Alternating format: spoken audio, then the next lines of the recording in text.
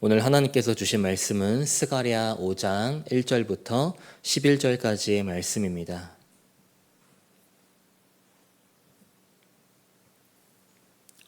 스가랴 5장 1절부터 11절까지 말씀을 제가 봉독하겠습니다. 내가 다시 눈을 들어 본즉 날아가는 두루마리가 있더라. 그가 내게 묻되 내가 무엇을 보느냐 하기로 내가 대답하되 날아가는 두루마리를 보나이다. 그 길이가 20규빗이요 너비가 10규빗이니이다. 그가 내게 이르되 이는 온 땅 위에 내리는 저주라. 도둑질하는 자는 그 이쪽 글대로 끊어지고 맹세하는 자는 그 저쪽 글대로 끊어지리라 하니 만군의 여호와께서 이르시되 내가 이것을 보냈나니 도둑의 집에도 들어가며 내 이름을 가리켜 망령되어 맹세하는 자의 집에도 들어가서 그의 집에 머무르며 그 집을 나무와 돌과 아울러 사르리라 하셨느니라 하니라. 내게 말하던 천사가 나와서 내게 이르되 너는 눈을 들어 나오는 이것이 무엇인가 보라 하기로 내가 묻되 이것이 무엇이니이까 하니 그가 이르되 나오는 이것이 에바이니라 하시고 또 이르되 온 땅에서 그들의 모양이 이러하니라. 이 에바 가운데에는 한 여인이 앉았느니라 하니 그때에 둥근 납 한 조각이 들리더라. 그가 이르되 이는 악이라 하고 그 여인을 에바 속으로 던져놓고 납 조각을 에바 아귀 위에 던져뒀더라. 내가 또 눈을 들어 본즉 두 여인이 나오는데 하계 날개 같은 날개가 있고 그 날개에 바람이 있더라. 그들이 그 에바를 천지 사이에 들었기로 내가 내게 말하는 천사에게 묻되 그들의 에바를 어디로 옮겨 가나이까 하니 그가 내게 이르되 그들이 신할 땅으로 가서 그것을 위하여 집을 지으려 함이니라. 준공되면 그것이 제 처소에 머물게 되리라 하더라. 아멘. 비가 오는 날씨에도 불구하고 이 새벽에 주님의 거룩한 성전으로 나오신 우리 성도님들 그리고 7시에 온라인으로 함께 하시는 성도님들을 주님의 이름으로 환영하고 축복합니다. 주부에 나와 있는 것을 보신 것처럼 지금 우리 교회는 10월 한 달 동안 장기 결석자를 위해서 기도하고 있는데요. 아마 성도님들 각자마다 떠오르시는 분들이 계실 겁니다. 그분들을 생각하시면서 잠자는 영혼들을 깨워달라고 또 믿음을 회복시켜달라고 그리고 우리 수피교 공동체로 그 발걸음을 인도해달라고 기도하는 오늘이 새벽이 되기를 바랍니다. 그래서 다가오는 추수감사절에 하나님 보시기에 기쁨이 흘러넘치고 또 풍성한 사랑의 열매가 맺힐 것을 기대하는 저와 여러분이 되시기를 주님의 이름으로 축복합니다. 계속해서 스가랴 말씀을 살펴보고 있습니다. 스가랴라는 선지자는 학개와 함께 바벨론 포로 시대 이후에 예루살렘에서 활동했던 선지자이기도 합니다. 그래서 스가랴서의 전체적인 내용을 보시면 바벨론 포로에서 예루살렘으로 돌아온 이스라엘을 향해서 선포하는 흐름이 나타나고 있어요. 그런데 문제는 뭐였냐면 예루살렘으로 돌아온 이스라엘 백성들의 영적 상태였습니다. 하나님께 다시 돌아왔지만 신앙의 열정이 식어 있었어요. 바벨론 포로로 잡혀 있었던 그 70년이라는 긴 시간 속에서 영적인 침체를 경험했고 하나님이 정말 우리와 함께하고 계시는가? 여전히 우리를 사랑하고 계시는가? 이런 의심이 퍼졌다라는 겁니다. 그래서 하나님께서는 이 스가랴서에서 중요한 이슈인 성전 재건이라는 것을 통해 그 이스라엘 백성들을 사랑하고 있다라는 것들을 말씀하시는데요. 이스라엘 백성들의 마음 상태가 여전히 침체되어 있고 심지어 거짓과 불의, 탐욕과 거짓 맹세 등 죄성이 남아 있었기 때문에 성전 재건은 어려움을 마주하게 되죠. 학개에서 1장 2절 말씀을 보시면 만군의 주님께서 이렇게 말씀하신다. 이 백성이 말하기를 때가 되지 않았다. 주님의 성전을 지을 때가 되지 않았다고 한다라고 나와 있어요. 다시 말하면 하나님께서는 이 성전 재건이라는 것을 통해 여전히 이스라엘을 사랑하고 있다고 표현하시려고 하는데 포로에서 돌아온 이스라엘 백성들의 마음속에는 여전히 그 침체 그리고 죄성이 남아 있다 보니까 이들의 관심이 하나님으로 가는 게 아니라 여전히 자신의 삶에 더욱 관심이 갔었다라는 거죠. 그래서 스가랴 1장 3절 말씀에 하나님께서 이 스가랴 선지자에게 뭐라고 말씀하십니까? 너희는 내게 돌아오라. 이 회개를 촉구하는 말씀을 계속해서 하고 계신다라는 거죠. 이와 관련해서 하나님께서는 이 스가랴 선지자에게 8가지 현상을 보여주시는데요. 영적으로 침체되어 있고 여전히 죄에 빠져 있는 이스라엘에게 여전히 너희를 사랑하고 있다. 너희는 현실을 보고 있지만 나는 이미 회복을 준비하고 있다. 이 메시지를 전달하기 위해 8가지 환상을 보여주십니다. 그 중에서 오늘 본문은 6번째 환상과 7번째 환상에 해당하는 말씀인데요. 오늘 본문을 통해서 그 환상에 담겨있는 의미와 하나님의 마음이 무엇인지 발견해서 참된 그리스도인으로 나아가는 저와 여러분이 되시기를 주님의 이름으로 축복합니다. 먼저 본문 1절부터 4절까지 말씀을 보시면 6번째 환상에 대한 내용이 나타나고 있습니다. 스가랴는 날아다니는 두루마리를 보게 됩니다. 그래서 천사가 스가랴에게 무엇이 보이냐고 물었더니 자신이 본 두루마리에 대해서 굉장히 구체적으로 설명을 해요. 본문 2절 말씀입니다. 그가 내게 묻되 내가 무엇을 보느냐 하기로 내가 대답하되 날아가는 두루마리를 보나이다. 그 길이가 20규빗이요 너비가 10규빗 이내이다. 스가랴가 본 두루마리는 보통 두루마리가 아니었습니다. 두루마리의 크기를 보니까요, 길이가 20규빗이었고 너비가 10규빗이었어요. 다시 말하면 길이가 대략 9m 정도, 너비가 4.5m 정도 되는 대형 두루마리였다라는 거죠. 보통 고대 사회에서 사용된 두루마리의 길이는 9m를 조금 넘었습니다. 그런데 이 너비가 30cm를 넘진 않았어요. 이런 점을 봤을 때 스가랴가 본 두루마리는 예사로운 것이 아니었음을 알 수 있습니다. 그렇다면 스가랴가 본 대형 두루마리는 어떤 의미가 담겨 있는 걸까요? 3절 말씀을 제가 세번역 성경으로 읽어드리겠습니다. 그는 나에게 이렇게 말하였다. 이것은 온 땅 위에 내릴 저주다. 두루마리의 한쪽에는 도둑질하는 자가 모두 땅 위에서 말끔히 없어진다고 쓰여 있고 두루마리의 다른 쪽에는 거짓으로 맹세하는 자가 모두 땅 위에서 말끔히 없어진다고 쓰여 있다라고 나와 있습니다.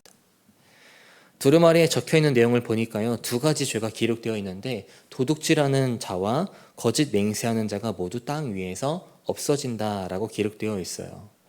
여러분, 그 두루마리에 적혀있는 2가지 죄를 많이 들어보지 않으셨습니까? 2가지 죄 모두 십계명에 해당하는 내용이죠. 거짓 맹세를 금하는 3번째 계명과 도둑질을 금하는 8번째 계명에 해당하는 내용입니다. 여기서 거짓 맹세를 금하는 3번째 계명은 그 하나님과의 관계 속에서 나타나는 죄를 말하고 있죠. 그리고 도둑질을 금하는 8번째 계명은 이웃과의 관계 속에서 나타나는 죄를 말하고 있어요. 다시 말하면 이 두루마리에 적혀있는 2가지 죄는 십계명의 중심인 하나님과 이웃에 대한 죄를 말하고 있다라는 겁니다. 그렇다면 스가랴가 본 두루마리 환상은 무엇을 말하고 있는 것인가? 거짓 맹세를 하고 도둑질을 함으로써 하나님과 맺은 그 언약을 등한시하거나 무시하는 사람들에게 내려지는 저주의 메시지가 담겨 있다는 거예요. 그리고 그 대상이 영적으로 침체되어 있고 여전히 죄성이 남아있는 이스라엘 백성이다라는 거죠. 여러분, 두루마리에 적혀있는 2가지 죄, 도둑질하고 거짓 맹세를 한다는 것은 십계명을 통한 하나님의 말씀을 거부하는 것이나 다름없다는 그 상징이 내포되어 있는 겁니다. 그렇기 때문에 두루마리에 적혀있는 2가지 죄는 이스라엘 백성들이 전체적으로 율법을 범하고 있다라고 볼 수 있다는 거죠. 야고보서 2장 10절 말씀에 이렇게 나와 있습니다. 누구든지 온 율법을 지키다가 그 하나를 범하면 모두 범한 자가 되나니. 그래서 하나님께서는 바벨론 포로에서 돌아왔지만 여전히 도둑질하고 거짓 맹세를 하는 이스라엘 백성들을 향해, 그리고 여전히 하나님의 말씀을 업신여기고 있는 이스라엘 백성들을 향해 심판의 메시지를 전하고 계신다라는 거예요. 그리고 심판의 메시지를 전하고 계시는 하나님의 목적은 그들을 멸하려는 것이 아니라 당신의 백성의 죄를 드러내시고 그 죄를 제거하셔서 다시 한 번 더 거룩한 공동체로 회복시키시려는 그 마음이 담겨 있다는 겁니다. 스스로 정결하지 못하는 이스라엘을 향해서 하나님이 개입하고 계신다는 거예요. 즉 이스라엘의 그런 정결과 깨끗함을 위한 심판인 것이죠. 이어서 본문 5절부터 11절까지는 7번째 환상에 대한 내용이 기록되어 있습니다. 7번째 환상에서 스가랴는 에바라는 것을 보게 되거든요. 오늘 본문 6절 말씀입니다. 내가 묻되 이것이 무엇이니까 하니 그가 이르되 나오는 이것이 에바이니라 하시고 또 이르되 온 땅에서 그들의 모양이 이러하니라. 여기서 스가랴가 본 에바는 뭘 말하는 걸까요? 6절 말씀을 제가 현대인의 성경으로 다시 한 번 더 읽어드릴게요. 잘 들어보세요. 그래서 내가 그것이 무엇입니까? 하고 묻자 이것은 바구니인데 온 세상의 죄를 상징한다 하고 그가 대답하였다. 말씀을 보니까 에바는 바구니를 말하고 있습니다. 에바는 추수 때 사용되는 그릇 모양의 바구니였어요. 일반적으로는 곡식의 양이나 물건을 측량하는 그런 단위이기도 했지만 오늘 본문에서는 천사가 말한 것처럼 온 세상의 죄를 상징한다라고 나와 있죠. 그리고 그 에바 속에는 한 여인이 앉아 있다고 나와 있는데 본문 7절과 8절 말씀 보시기 바랍니다. 이 에바 가운데에는 한 여인이 앉았느니라 하니 그때에 둥근 납 한 조각이 들리더라. 그가 이르되 이는 악이라 하고. 여러분, 스가랴는 온 세상의 죄를 상징하는 에바, 즉 바구니 속에 악으로 묘사되고 있는 한 여인을 보게 되었습니다. 그렇다면 이 바구니 속에 있는 한 여인은 무엇을 의미하는 걸까요? 앞서 말씀드렸던 것처럼 지금 이스라엘의 모습을 한번 생각해 보세요. 영적으로 침체되어 있고 거짓과 불의, 탐욕과 거짓 맹세 등 율법을 범하고 있는 모습을 보이고 있습니다. 다시 말하면 스가랴가 본 7번째 환상은 그 하나님과의 언약을 파괴한 자들의 악행, 이스라엘 백성들의 악행을 의미하고 있다는 거예요. 여러분, 하나님께서 스가랴에게 오늘 본문의 두 가지 환상을 보여주신 이유를 한번 생각해 보시길 바랍니다. 아까 제가 여전히 도둑질하고 거짓 맹세를 하는 이스라엘 백성들에게, 그리고 여전히 하나님의 말씀을 등한시하고 업신여기는 이스라엘 백성들에게 하나님이 심판의 메시지를 전하고 계신 목적을 뭐라고 말씀드렸습니까? 결국에는 이스라엘 백성들을 거룩한 공동체로 회복시키시려는 목적이라고 했어요. 그럼 우리가 이 부분에서 생각해 봐야 할 것은 그 거룩한 공동체로 만들기 위한 하나님의 목적, 그 목적 속에 나타난 과정을 한번 생각해 봐야 되는데요. 그 과정을 몇 가지로 나눠서 보도록 하겠습니다. 먼저 8절 말씀 보시면 제가 현대인 성경으로 읽어드릴게요. 그 천사는 이 여자가 악의 상징이라고 말하면서 그녀를 바구니 속으로 밀어넣고 그 납뚜껑을 눌러 닫아 버렸다라고 나와 있습니다. 여러분, 에바 위에는 납으로 된 뚜껑이 있었어요. 그런데 하나님께서 그 뚜껑을 여셔서 에바 안에 있는 여인이 악을 상징한다고 말씀하셨습니다. 이게 무슨 말일까요? 하나님은 그 뚜껑을 여셔서 그 죄를 드러내셨다라는 거예요. 다시 말하면 이스라엘을 거룩한 공동체로 회복시키기 위한 첫 번째 과정이 이 죄를 드러낸다라는 겁니다. 그리고 죄를 드러내신 후에는 어떻게 하시는가? 악을 상징하는 그 여인을 에바 속으로 밀어넣으시고 뚜껑을 눌러 닫아버리셨어요. 다시 말하면 악이 꼼짝 못하게 에바 속으로 감금시켜 놓고 계신다라는 거죠. 그런데 여기서 한 가지 주목해야 될 부분은 악의 속성입니다. 8절 말씀을 다시 보시면 뚜껑을 닫을 때 눌러서 닫았다라고 나와 있거든요. 이 악이라는 것이요, 갇히기를 원하지 않을 뿐만 아니라 여전히 인간의 삶 가운데에 활동하기를 바라는 속성이 나타난다라는 거예요.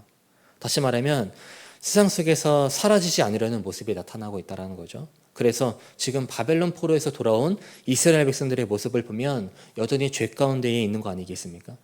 그렇기 때문에 하나님께서는 이런 악의 속성들을 제거하시려 한다라는 거죠. 그리고 나서 그 다음 과정을 보시면 뚜껑을 닫으신 후에 그 에바를 옮기세요. 본문 9절과 11절 말씀을 제가 현대인의 성경으로 읽어드리겠습니다. 그때 내가 살펴보니 두 여자가 하계 날개와 같은 날개를 달고 내 쪽으로 날아오다가 그 바구니를 집어 하늘 높이 날아가 버렸다. 그는 나에게 이렇게 대답하였다. 그들이 바빌로니아로 가서 그 바구니를 넣어둘 집을 짓고 그것이 완성되면 그 바구니는 그곳에 제자리에 놓여질 것이다. 에바 속에는 악을 상징하는 여인이 있었다면 이번에는 하계 날개가 달린 두 여인이 등장합니다. 날개가 달린 두 여인의 정체를 보니까요, 하나님의 뜻을 수행하기 위해 보내진 존재들이었어요. 그래서 이 두 여인이 악을 상징하는 여인이 들어있는 에바를 양쪽에서 각각 붙잡은 뒤에 다른 곳으로 옮기는데 그 위치가 어디라고 나와 있습니까? 바로 신할 땅, 바빌로니아, 즉 바벨론으로 옮겼다고 나와 있어요. 여러분, 바벨론은 어떤 곳을 말하는 것일까요? 창세기 11장 2절과 4절 말씀에 이렇게 나와 있습니다. 이에 그들이 동방으로 옮기다가 신할 평지를 만나 거기 거류하며 또 말하되 자, 성읍과 탑을 건설하여 그 탑 꼭대기를 하늘에 닿게 하여 우리 이름을 내고 온 지면에 흩어짐을 면하자 하였더니라고 나와 있어요. 다시 말하면 바벨론은 하나님을 대적해서 인간이 왕이 되려는 바벨탑을 쌓았던 곳이었다라는 거예요. 그리고 이스라엘 백성들이 70년 동안 포로로 있었던 곳이기도 했고요. 끊임없이 이스라엘을 괴롭혔던 나라이기도 했습니다. 요한계시록 17장과 18장에 나오는 것처럼 또 바벨론은 우상숭배와 반역의 땅, 악한 영들에 대한 대명사이기도 했어요. 즉 하나님께서 악을 상징하는 에바를 바벨론 땅으로 옮기신다는 것은요, 이스라엘에 남아있는 죄를 당신의 백성 가운데 두지 않으시고 그 죄를 바깥으로 내보내서 완전히 제거하시겠다라는 하나님의 마음이 담겨 있다는 겁니다. 결국 이런 과정을 거쳐서 이스라엘이 다시 한 번 더 거룩한 공동체로 나아갈 수 있는 계기를 마련해 주셨다라는 거죠. 여러분, 그렇다면 우리는 오늘 본문에 나타나 있는 이 7번째 환상을 통해 어떤 부분을 좀 깨달아야 할까요? 바로 우리의 삶 속에서 하나님이 어떤 분인지를 다시 한 번 더 말하고 있다는 겁니다. 여러분, 하나님은 죄에 대해서 분노하시는 분이시죠. 그런데 동시에 죄에 대해서 슬퍼하시고 애통하시는 분이시기도 하세요. 이 부분을 어디에서 알 수 있냐면 창세기 6장에 보면 노아의 홍수 이야기가 나오거든요. 인간의 죄를 보시고 홍수를 내리시기 전에 하나님이 어떤 반응을 보이시냐면 창세기 6장 5절과 6절 말씀에 이렇게 나와 있습니다. 주님께서는 사람의 죄악이 세상에 가득 차고 마음에 생각하는 모든 계획이 언제나 악한 것뿐임을 보시고서 땅 위에 사람 지으셨음을 후회하시며 마음 아파하셨다. 여러분, 마음 아파하셨다라는 표현은 원어로 분노와 슬픔이 결합된 상태라는 의미를 갖고 있습니다. 다시 말하면 하나님께서는 죄를 바라보실 때 분노하시거나 슬퍼하시는 것 둘 중 하나만 하나님의 모습이 아니라 인간의 죄를 보시고 분노하기도 하시지만 동시에 슬퍼하기도 하신다라는 거예요. 왜냐하면 하나님의 성품에는 어떤 하나의 성품만 계신 게 아니라 거룩하심이라는 성품도 있고 자비하심이라는 성품도 있으시기 때문에, 그래서 여전히 죄 가운데 있는 이스라엘이지만 당신의 백성을 여전히 사랑하시기 때문에 죄에 대해 애통하셔서 그들을 어떻게든 거룩한 공동체로 그들의 내면을 거룩하게 하시려는 그런 마음이 담겨 있다는 거죠. 죄를 멀리하고 하나님만 섬기는 그런 거룩한 공동체로 변화시키시려는 하나님의 마음이 담겨 있다는 겁니다. 여러분, 우리가 살아가는 세상을 한번 보시면 겉으로는 참 화려하죠. 번듯해 보입니다. 하지만 그 내면을 들여다보면요, 이 죄로 가득 차 있는 모습을 볼 수가 있어요. 정직보다는 이익이 앞설 때가 있고 신앙보다는 세상의 기준이 더 익숙할 때가 있죠. 하지만 하나님께서는 이 내면의 거룩함을 원하고 계십니다. 이런 하나님의 마음을 기억해서 저희가 아까 고백했던 찬양의 가사처럼 나의 몸과 나의 마음을 깨끗하게 해달라고, 또 내 안과 밖 다 닦으사 내 모든 죄를 멸해달라고 선포하시길 바라고요. 그리고 우리를 사랑하셔서 독생자 예수 그리스도의 보혈로 우리를 정결하게 하신 하나님을 바라보면서 결단하시길 바랍니다. 하나님, 거룩한 자녀가 되겠습니다. 나의 내면이 거룩해지기 위해서 말씀 앞에 순종하겠습니다. 이런 믿음의 결단으로 언제나 거룩한 삶을 살아가는 저와 여러분이 되시기를 주님의 이름으로 간절히 축복합니다. 기도하겠습니다. 언제나 우리와 함께 하신 하나님, 오늘 말씀을 통해 우리를 향한 하나님의 마음을 살펴봤습니다. 우리의 내면이 정결해지고 거룩해지길 원하신 하나님, 결국 독생자 예수 그리스도의 보혈을 통해 우리를 깨끗하게 하셨음을 다시 한 번 더 기억합니다. 때로는 우리의 삶의 방향성이 세상으로 치우칠 때도 있지만 그럼에도 우리를 거룩한 삶으로 인도하시기 위해 지금도 일하신 하나님을 바라보며 우리도 거룩한 주님의 자녀로 살아갈 수 있는 힘과 능력을 허락하여 주시옵소서. 이 시간 우리 스포교회를 위해서 기도합니다. 우리 교회가 이 지역과 사회 그리고 열방을 향해 쓰임받는 교회 공동체가 되게 하시고, 또한 많은 목회 사역을 감당하시는 김진웅 담임 목사님과도 함께 하셔서 언제나 지치지 않도록 새 힘을 부어 주시옵소서. 특별히 10월 한 달 동안 장기 결석자를 위해 기도하고 있습니다. 우리에게 주신 사명을 다시 한 번 더 기억하여 복음 전파를 위한 열정이 넘치게 하시고 하나님의 일하심을 기대하고 확신할 수 있도록 붙잡아 주시옵소서. 그래서 장기 결석자들이 우리 스표교 공동체로 다시 나와 하나님의 사랑을 마음껏 경험할 수 있도록 역사하여 주시옵소서. 다음 세대를 위해 기도합니다. 각 부서의 예배 속에 하나님의 은혜가 넘치는 예배가 되게 하시고 다음 세대의 삶의 기준이 거룩한 하나님의 말씀으로 세워질 수 있도록 인도하여 주시옵소서.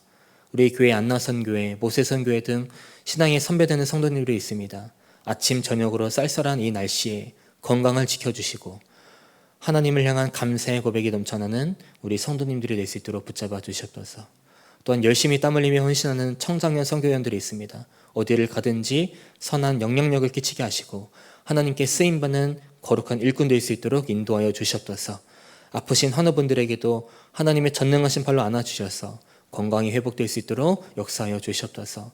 이 시간 귀한 예물 드렸습니다. 이 예물들이 하나님 보시기에 귀하고 아름다운 곳에 쓰일 수 있도록 인도하여 주시고 오늘 하루 동안에도 거룩한 주님의 자녀로 우리의 내면이 거룩해지기 위해 말씀 앞에 순종하는 하루로 하루를 살아갈 수 있도록 인도하여 주시옵소서. 감사드리며 우리의 소망 되시고 구원자 되신 예수 그리스도 이름으로 기도드립니다. 아멘. 하늘에 계신 우리 아버지여, 이름이 거룩히 여김을 받으시오며 나라가 임하시오며 뜻이 하늘에서 이루어진 것 같이 땅에서도 이루어지이다. 오늘 우리에게 일용할 양식을 주시옵고 우리가 우리에게 죄 지은 자를 사하여 준 것 같이 우리 죄를 사하여 주시옵고 우리를 시험에 들게 하지 마시옵고 다만 악에서 구하시옵소서. 나라와 권세와 영광이 아버지께 영원히 있사옵나이다. 아멘.